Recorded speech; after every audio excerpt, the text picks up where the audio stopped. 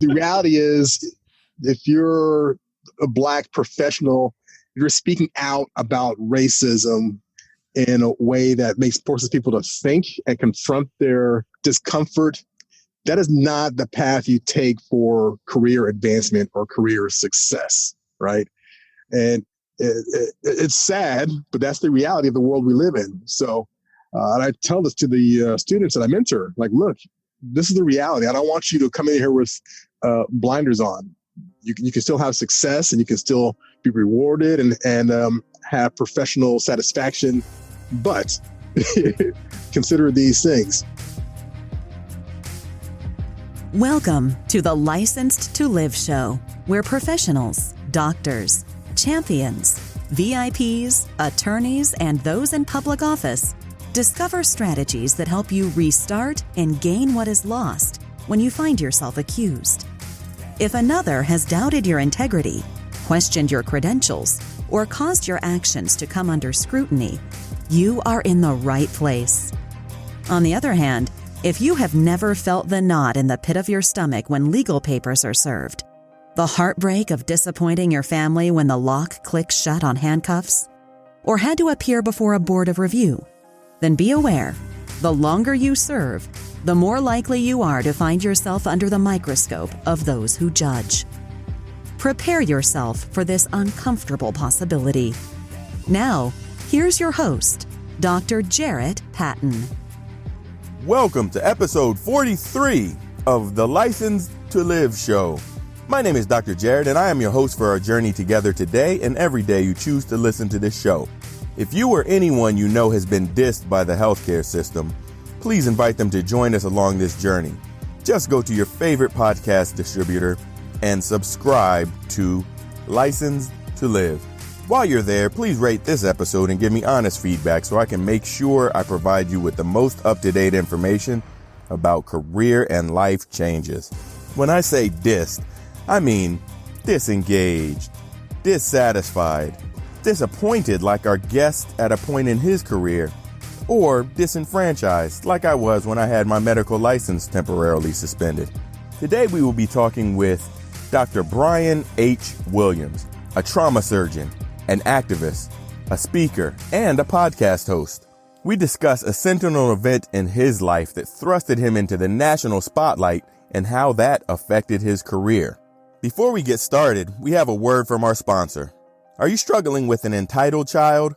Are you living in regret that your teenager's outbursts today are a result of you not letting them cry it out as a baby? Are you trying to not ever be that parent that strangers gawk at in the mall due to your kid's bad behavior? Wherever you are along your parenting journey, this book will arm you with the strategies to transform your parenting style and your child for the better. Coined the book that children don't want their parents to read, Whose Badass Kids Are Those?, addresses pitfalls, traps, tricks used to manipulate their parents. In this essential guide, you get practical advice coupled with wisdom and humor from one of the nation's top pediatricians. The principles shared in this book are not for the faint of heart, but applying them can transform your child and help you yield a great return on your lifetime investment of parenthood. Pick up a copy today for yourself or for one of your patients on Amazon, at Barnes & Noble, or whosebadasskids.com. Search for Who's Bad @ Kids Are Those. Welcome to the License to Live show. Today we have Dr. Brian H. Williams, a trauma surgeon, a speaker, an activist, and he's involved in so many things within medicine and outside of medicine, and he is doing it big. So Dr. Williams, I appreciate you for joining us on the License to Live show today. Dr. Patton, I am honored that you are having me as a guest, and I'm looking forward to our conversation. Well, thank you again for just being a part of this. I know you'll have a lot of things for our audience today, and I know that you'll have a lot of things that people will take away from this and just kind of be thinking to themselves, Right. So that's what we do here. So tell us a little bit about your journey into medicine. I didn't grow up wanting to become a doctor. It was not part of my initial life plan. In fact, in my prior career, I worked as an aeronautical engineer. I went to the Air Force Academy, majored in engineering, and then served 6 years active duty. And I was actually doing flight tests for the Air Force. And being a doctor was the furthest thing from my radar at the time. But I always had a certain reverence for those that worked in healthcare. And my social circle included a lot of folks that worked in healthcare, whether they were nurses or doctors. And just being around them and hearing their stories, I started to get interested in this field. And I said, hey, that sounds like something that would be, not only fun, but meaningful to do. However, I didn't think that was for me at the time because I already had a degree. I had a job and a really good career path, which I was progressing on. And a chance encounter with one of my friends who had the same background as me. He was an aeronautical engineer. He was an academy graduate. We were stationed at the same base at the time. And he told me his next plan was to go to medical school, which then got me thinking, well, if he can do it, clearly I can do the same thing. So that's when I learned about, taking the MCAT and applying to schools. But I guess between 2 years of that discussion, I was in medical school. Wow, that's great. Many people come on the show and they've had a lifelong dream of being a doctor. Some people like yourself just kind of back themselves into that career. And I think that's wonderful. What made you want to go into trauma surgery? Yeah, so I don't want to make it sound like that was just an easy, I'm going to become a doctor, let's go do it, right? There was definitely some work there. I bought the MCAT book. Back then it was a book you bought, and I went through all the questions. But in medical school, in third year, as you know, we do our clinical rotations, whether it's family practice, internal medicine, obstetrics, psychiatry, and one of those rotations is surgery. And for I think it was either 2 weeks at least, or it could have been a month, we had to do trauma surgery. And on the second day of my trauma surgery rotation, I was like, that's it. This is what I want to do with my career. I enjoyed the pace. I enjoyed the operations and the taking care of sick patients when they came through the door. There's everything about this specialty at that time that appealed to me as a student. Okay, now as an attending, I recognize there's a lot more to this field of trauma surgery than what grabbed me back then, and which has been a blessing because it's so expansive and it covers so much that you never get bored. And I feel fortunate that it grabbed me so early, and it's not been a disappointment since then. Credentials verified. This is some good stuff. This is some very good stuff. So you're off being a trauma surgeon, and you're able to take care of people coming in and out of the hospital at any given time. Have you ever had a moment in your career that you've been dissed? So to a moment in the career for being dissed, I don't think you described, you can be disenfranchised, disempowered, disappointed. You gave a lot to choose from.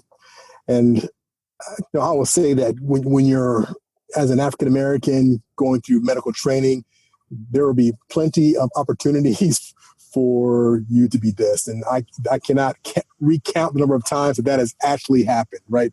That is just the reality of being a minority in medicine. And it is especially profound for African-American men in medicine, where there are a dearth of folks like you and I to be role models for those that are coming up. But also, when we're going through school, we're looking around trying to see who is going on this journey with us or has been on this journey before. So when you're in that sort of situation, you're going to be dissed constantly. But maybe you can relate. I'm sure that you just get along, right? You don't let that hold you back. You just tell yourself that, okay, this is the world I live in. So for me, I need to make sure that I am on point all the time. I got to have the best grades. I got to work harder than anybody. When people are out partying, I got to sacrifice and make some time to study, recognizing that every I has to be dotted and T has to be crossed to ensure that there's no question about whether you belong or you have the qualifications. So I use that to kind of drive me towards always trying to achieve some level of excellence. But I guess one of the defining moments for me that really changed my thought processes about what I was doing in medicine and where I was taking my career was after the July 7th, 2016 Dallas shooting of police officers. And my involvement helping care for some of those officers was one of those defining moments where I really had to stop and think about what I was doing with my personal and professional career because of the nature of the shooting, policemen being involved. You have a black sniper, and we're in this, remember, this is 2016 leading up to that election of Donald Trump. There was just all this inflammatory discussion about Black Lives Matter and Blue Lives Matter and All Lives Matter, this undercurrent of, racist rhetoric. And I'm looking at my life and seeing, like, where do I fit into that discussion and what have I been doing to, help forge a path towards actual reconciliation when it comes to race in our country. And that shooting and my involvement and how I thought about it afterwards was the point where I looked at myself and, I was actually somewhat disappointed in what I had done. So that's the diss, right? I was disappointed in my role in that because I realized that I could have been doing much more than I had been doing. It was easy and safe for me, or I should say not completely safe, but safer, I should say, because we're never safe, but it was safer to exist behind my credentials and my title as a doctor and my role educating residents and students in medicine and caring for my patients and saying, I'm giving back to humanity through that. But the reality was that there was another level I could take that and using my credibility to advance this discussion. So that disappointment in myself, what I've been doing, led me to really do a career shift and step out there into this arena and have these, or attempt to have these constructive conversations about racism and trying to do what I could to bridge the gap and do my part to help reconcile the history of our country when it comes to racism and what's happening right now. Dr. Williams, you made this event, this Sentinel event in your career, and you took it as an opportunity to change exactly what you were doing and look to examine racism as it intersects in medicine.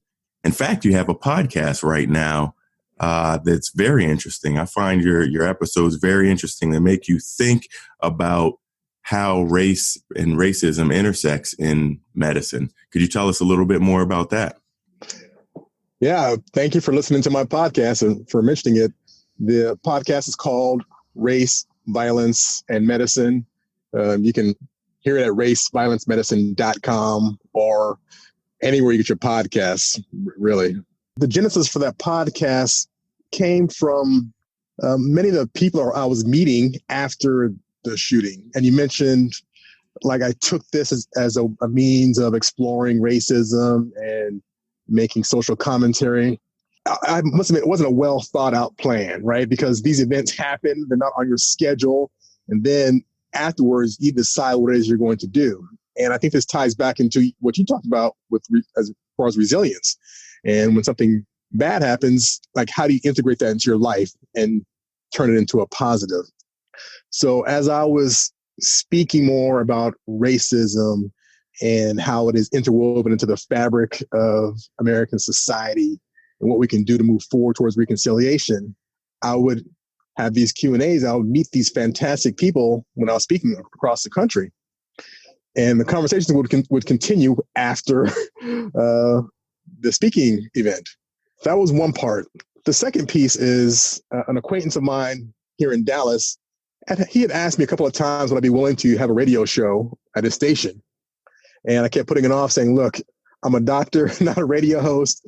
But he came to me one more time, and I thought, you know what? Maybe this would be an opportunity to have a platform to discuss these issues. So those two things kind of intersected, this opportunity to have a radio show and people I was meeting as I was out speaking. And from that grew this what is now a podcast where I explore these issues of race and violence in medicine and how they all intersect, and try to get people to explore these challenging issues in a way that's constructive and gets people to think and hopefully inspire them to some sort of action after they hear the episodes. And that's great, because you have a platform in which you are able to get your point and your message across. People can listen to this show and really have a different perspective, because a lot of people look at health equity or health disparities, and often it comes back down to race or sex or some other perhaps disenfranchised population like poverty. However, you are taking this on the road. I mean, I know you're a speaker and you're an activist in general, so you're doing a lot of other things. So how else has this enhanced your career? I'm not sure if I'd use the word enhancing my career as a way of describing how this has affected my career. Oh, no, not another test. The reality is, if you're a Black professional, you're speaking out about racism in a way that forces people to think and confront their discomfort. That is not the path you take for career advancement or career success, right? And it's sad, but that's the reality of the world we live in. So and I tell this to the students that I mentor, like, look, this is the reality. I don't want you to come in here with blinders on. You can still have success, and you can still be rewarded and have professional satisfaction, but consider these things. I mean, I'm sure you probably can relate. I didn't speak out about these things for my entire professional career. There was no need. I just learned to get along. After the shooting, I started to step out of those boundaries I had placed upon myself, which was uncomfortable. But when you do that, you also place yourself at professional risk. So as far as enhancing my career, I would say it's expanded my career, because now I don't look at myself as just a trauma surgeon or as just an academic surgeon, someone who just teaches and operates and sees patients. I see my identity as being that's part of the sum of who I am. And I look at my role in the larger world and bring all those things together and see, like, how can I have some sort of positive impact that is lasting? So it has expanded who I am as a person, and my career the universe of that career has been expanded. But you take the good with the bad and move forward. The comeback.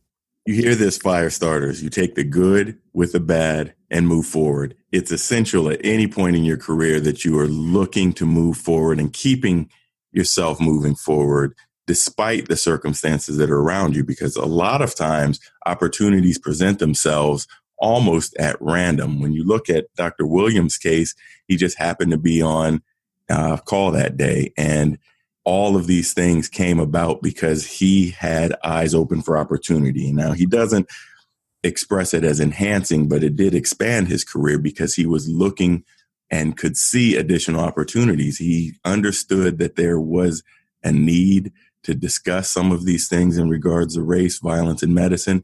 He knew that there are adverse health outcomes as a result of this. So he wanted to expand the discussion and be able to have that in a public forum, where a lot of times we, as physicians, we just want to stay in our role. We don't want to reach out. We don't want to do something that may attract more attention to ourselves. And I know I can relate to that, Dr. Williams. For a large part of my career, I was looking to just blend in, do a great job, have great health outcomes, try to make change as quietly and effectively as I could. But there comes a point in your career at which you may be thrust into that spotlight. And it is at that time you have a decision to make and see if it will let you crumble, let you fall, or are you going to take the opportunity and use it to create something bigger and something larger? And that's exactly what you did. So hats off to you, Dr. Williams, for your success around this dialogue that you're creating. No, Dr. Jared, thank you. But can I add something to that too for your listeners? I have to admit that I did not jump at this chance when it happened. I ran. I was resistant. I was like, this is a job for someone else. I like my relative anonymity and privacy, and getting up in front of strangers and sharing things about yourself and stepping into this dialogue was not something that I was seeking to do. So this was not an overnight, yeah, let's go do it. It was like I was kind of pulled in, then I'd push, go back to it, run away. And then, over the course of, I can't remember, a year, maybe a year and a half, I finally decided to just embrace it, right? You embrace it in all of its glory.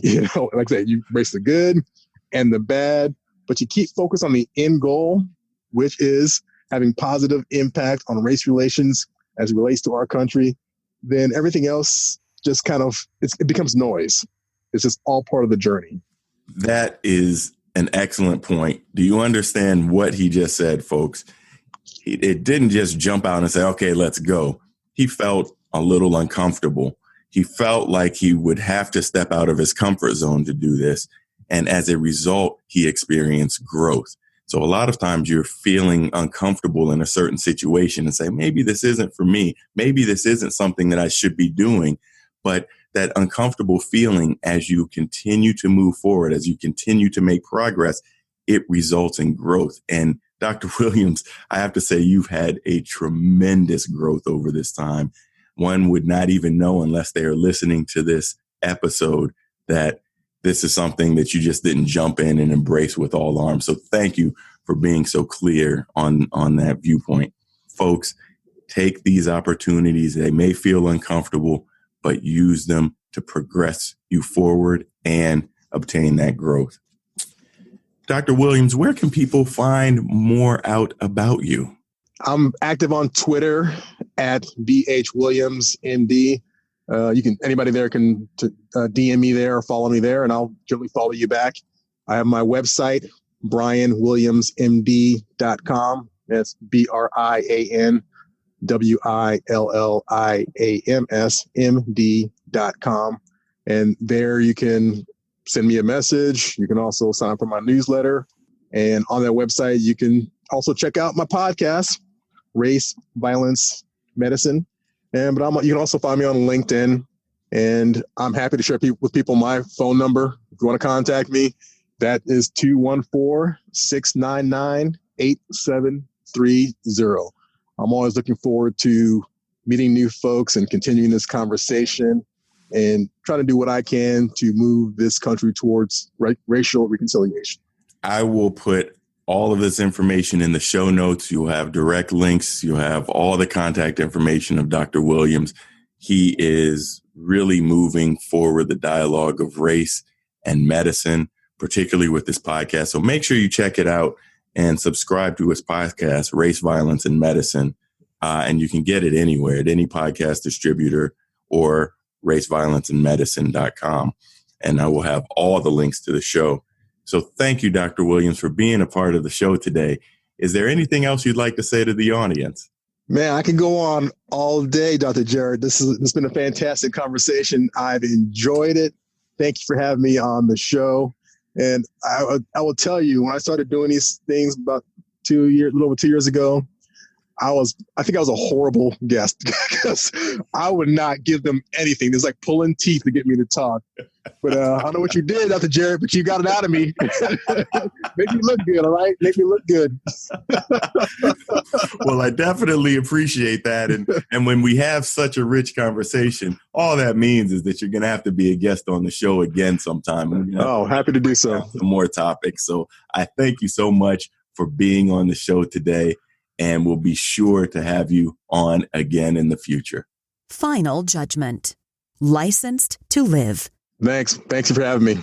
Remember, fire starters, if you or anyone you know has been disengaged, dissatisfied, disappointed, disgruntled, or disenfranchised with healthcare, please invite them to join us along this journey.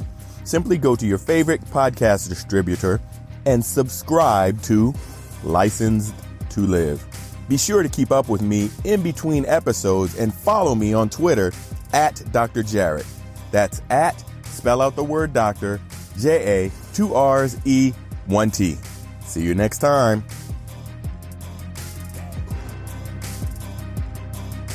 No matter how disheartening the moment of accusation sounds, how deep the pain of immobilization stabs, or how bleak your future looks, no one can take away your license to live. Keep Dr. Jarrett's expertise handy and unlock your future. Go to Apple Podcasts, Google Podcasts, or another podcast player and subscribe right now to Licensed to Live. See you next time.